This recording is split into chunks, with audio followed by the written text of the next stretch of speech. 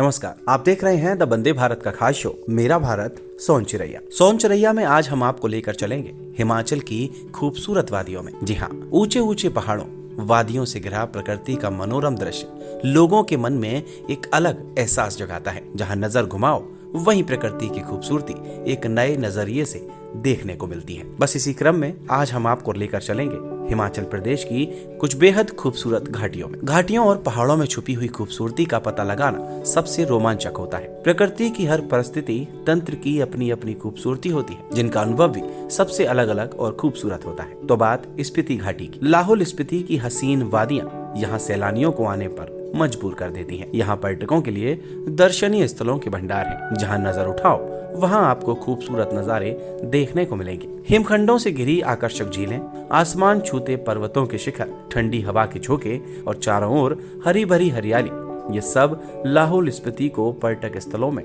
नया मुकाम दिलाते हैं। स्पीति का मतलब है मिडल लैंड, क्योंकि यह जगह भारत और तिब्बत के पास स्थित है। ये क्षेत्र एक रेगिस्तान पहाड़ी घाटी है जो कि प्राचीन मठों की प्राकृतिक सुंदरता के लिए बहुत प्रसिद्ध है। यह इलाका बेहद निर्जन है और यहाँ रहना कितना मुश्किल। स्पीति की यात्रा तब तक पूरी नहीं होती जब तक आप यहाँ के प्राचीन मठों की सैर न कर लें। पार्वती घाटी। पार्वती घाटी कसौल में पार्वती नदी के पास स्थित है। इस कारण इसे पार्वती घाटी का नाम दिया गया। ये घाटी अपने अद्भुत सौंदर्य के लिए पर्यटकों के बीच खासा लोकप्रिय है। यहाँ पूरे साल पर्यटकों का जमावड़ा लगा रहता है। यह घाटी ट्रैकिंग के लिए भी खासा जानी जाती है। हिमाचल प्रदेश की खूबसूरत घाटी है किन्नौर, जिसके नयनाभिराम सौंदर्य से कोई भी पर्यटक सम्मोहित हुए बिना नहीं रह सकता। ऊंचे ऊंचे पहाड़ों और हरे भरे पेड़ों से घिरा यह क्षेत्र ऊपरी, मध्य और निचले किन्नौर के भागों में बटा हुआ है। यहाँ पहुँचने का मार्ग दुर्गम होने के कारण यह क्षेत्र बहुत लंबे समय तक पर्यटकों से अछूता रहा, लेकिन अब साहसिक और रोमांचक परिवर्तन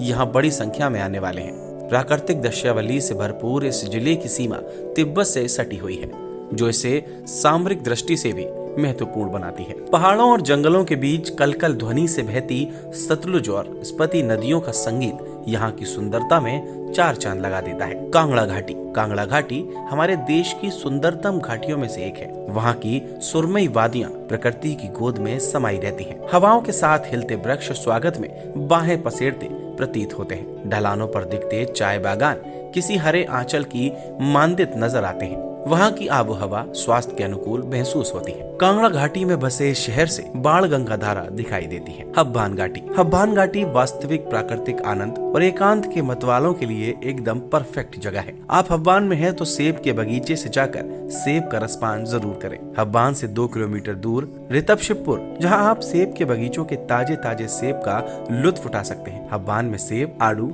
अखरोट, प्लम, नाशपाती, बब्बू कोशा आदि पाए जाते हैं, जिस कारण इसे भारत का टोकरा भी कहा जाता है। सोलांग घाटी। सोलांग घाटी मनाली की प्रसिद्ध और नामी ग्रामी पर्यटक स्थल है। 300 मीटर की ऊंचाई पर स्थित यह घाटी पर्यटकों के कौतूहल को बढ़ा देती है। इस घाटी को स्नो पॉइंट के नाम से भी जाना जाता है। यह व्यास कुंड और सोलांग घाटी के बीच स्थित है। यहाँ एक मंदिर भी है जो भगवान शिव को समर्पित है। यह मंदिर पहाड़ी की चोटी पर स्थित है, जिसमें साल में हजारों पर्यटक आकर दर्शन करते हैं। अब बात सांगला घाटी की। बसपा घाटी के रूप में मशहूर सांगला घाटी कैंपर्स और हाइकर्स के बीच खासा लोकप्रिय है। यह जगह किन्नौर के आदिवासी समुदाय का घर है। साथ ही इस घाटी में प्राचीन मठों और मंदिरों को भी देखा जा सकता है।